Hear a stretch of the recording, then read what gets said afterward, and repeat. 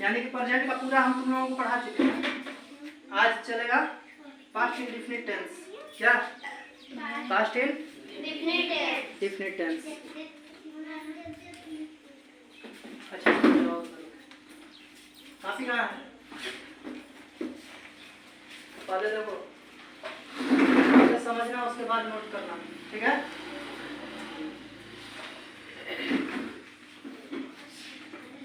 Past indefinite tense. अच्छा बताओ, indefinite का मतलब क्या बताएं? बोलो बोलो, बतलाओ ना, भूल रहे क्या? पास्ट का मतलब भूतकाल। पास्ट का मतलब भूतकाल हो गया। इंडेफिनिट का मतलब कुछ बताए थे हम? इंडेफिनिट का मतलब क्या बताए थे? इंडेफिनिट का कार्य का अनिश्चित होना। अनिश्चित होना। अब यहाँ पे उस समय हम लोग पढ़े थे प्रेजेंट इंडेफिनिट टेंस ना, अभी हम लोग पढ़ेंगे पास्ट इंडेफिनिट टेंस। क्या? Past indefinite. Past indefinite tense. तो इसका पहचान देखो, इस टेंस का पहचान जो होगा, ठीक है, इसका पहचान जो रहेगा या ये, ठीक, या ये, ठीक है।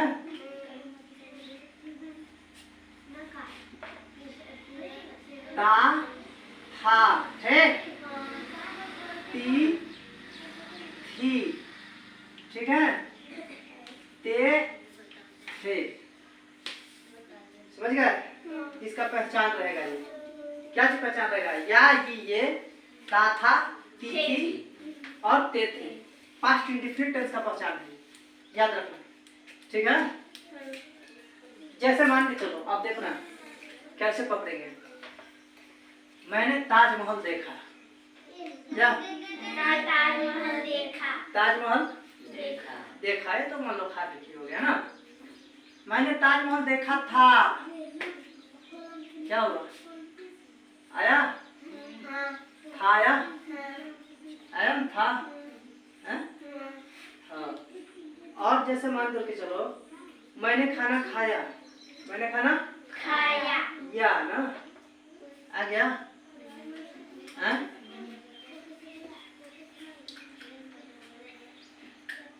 मैंने कल नहाया, या मैंने कल नहाया था, आया ना?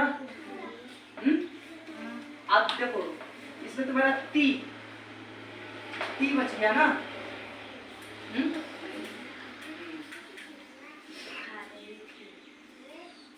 इतना समझ में आया? तो इस तरह के सेंटेंस जब हमको मिलते हैं,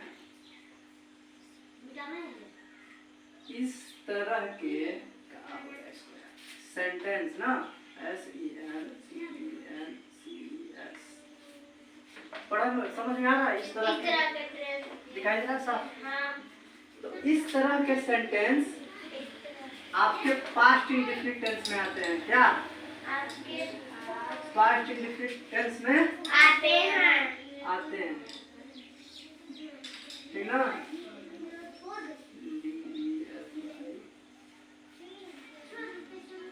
पास्ट इंडेफिनिट में आते हैं। किस तरह के टेंस? जिसमें या ये, ताता, तिथि, थे, ये सब हो पास्ट इंडेफिनिट टेंस में आते हैं, ठीक है, आते हैं। जाओ, अब देखो यहाँ पे जो है ना, पास्ट इंडेफिनिट टेंस में, पास्ट इंडेफिनिट टेंस में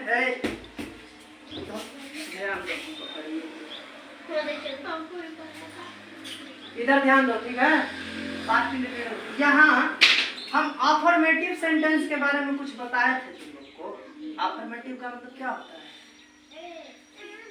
कुछ तो बताए थे ना, बार बार तुम लोग भूल रहे हो, यहीं से भूलना शुरू हो जा रहे हो, तो आगे किसे पढ़ेगा? अफर्मेटिव सेंटेंस के बारे में कुछ बताए थे। अफर्मेटिव का मतलब क्या बताए थे? अफर्मेटिव का मतलब सीधा साधा रहेगा, पॉजिटिव बोले थे। नेगेटिव का मतलब जिसमें नॉट लगा हो। इंट्रोगेटिव का मतलब पहले ही उसमें प्रश्नवाचक चिन्ह रहेगा, कुछ क्या मैंने खाना खाया, क्या तुमने सोया, क्या तुमने नहाया, ये सब तुम्हारे क्या आ जाते हैं? हैं? बोलो बोलो जोर से बोलो। क्या जाएंगे?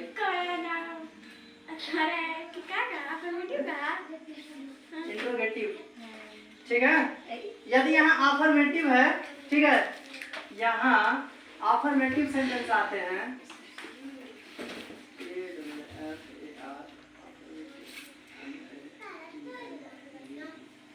अफर्मेटिव सेंटेंस का मतलब सीधा सीधा एकदम पॉजिटिव रहेगा ना, ठीक ना।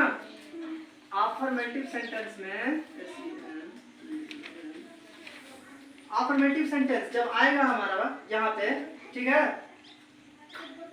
तो वर्ब की सेकंड फॉर्म का प्रयोग करेंगे। वर्ब की सेकंड फॉर्म का प्रयोग करेंगे। सेकंड फॉर्म का प्रयोग करेंगे। ठीक है, वर्ब की सेकंड फॉर्म का प्रयोग करेंगे अफर्मेटिव सेंटेंस में, ठीक है। और निगेटिव सेंटेंस है, निगेटिव का मतलब बोलो, उसमें नहीं लगा। नकारात्मक होता है ना। निगेटिव सेंटेंस जहां पे हमारा आता है निगेटिव सेंटेंस, ठीक है, या interrogative sentence, interrogative sentence.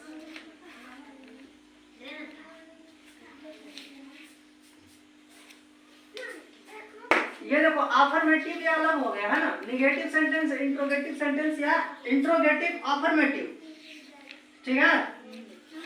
Interrogative या इस पे हम डीड का प्रयोग करेंगे। क्या चीज का? डीड का। इसमें हम डीड का प्रयोग करेंगे। डीड का प्रयोग करेंगे किस किस में? निगेटिव सेंटेंस और इंट्रोगेटिव सेंटेंस। निगेटिव सेंटेंस मतलब नकारात्मक और इंट्रोगेटिव सेंटेंस मतलब प्रश्नवाचक, ठीक है, जिसे पहले ही तुम्हारा लग जाएगा क्या तुमने नहाया, क्या तुमने खाया, क्या तुमने सोया, क्या तुमने पहना, ये सब जो है क्या क्या क्या क्या, ठीक है ना। तो ये सब इंट्रोगेटिव में आ जाता है। और निगेटिव में जान ही रहे हो जिसमें नॉट लगा रहेगा नहीं, ठीक है। और अफर्मेटिव में सीधा क्या रहेगा? पॉजिटिव रहेगा। चलो इतना समझ में आया? आ गया सबको? निगेटिव और इंट्रोगेटिव या निगेटिव एंड इंट्रोगेटिव दोनों होंगे तो उसमें हम डीड का प्रयोग करेंगे, ठीक है। और हेल्पिंग वर्ब के रूप में क्या? हेल्पिंग वर्ब के रूप में। हेल्पिंग वर्ब के रूप में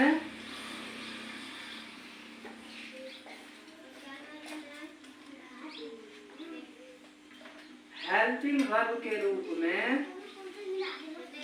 हेल्पिंग वर्ब के रूप में पास्ट इंडेफिनिट टेंस है, ठीक है। हेल्पिंग वर्ब के रूप में सब्जेक्ट हमारा चाहे जो भी हो, सिंगुलर हो या प्लूरल हो, हेल्पिंग वर्ब के रूप में सब्जेक्ट, ठीक है, चाहे कोई भी हो, ठीक ना।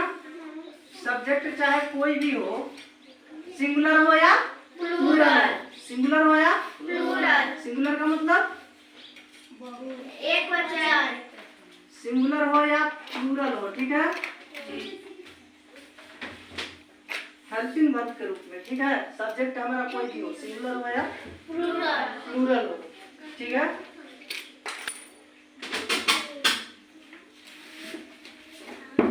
वहां पे हम हेल्पिंग वर्ब के रूप में हम क्या यूज करेंगे? सब्जेक्ट चाहे कोई भी हो हमारा, ठीक है, हेल्पिंग वर्ब के रूप में क्या चीज का प्रयोग करेंगे? डीड का ही प्रयोग करेंगे। क्या डीड का प्रयोग करेंगे। डीड का प्रयोग करेंगे और वर्ब का जो है सेकंड फॉर्म के साथ चलेंगे, ठीक है। वर्ब का सेकंड फॉर्म के साथ चलेंगे किसमें? अफर्मेटिव सेंटेंस में। समझ में आया? उतारिए आप लोग इसको उतार लीजिए। इसके बाद कुछ ट्रांसलेट देख लेंगे, ठीक है।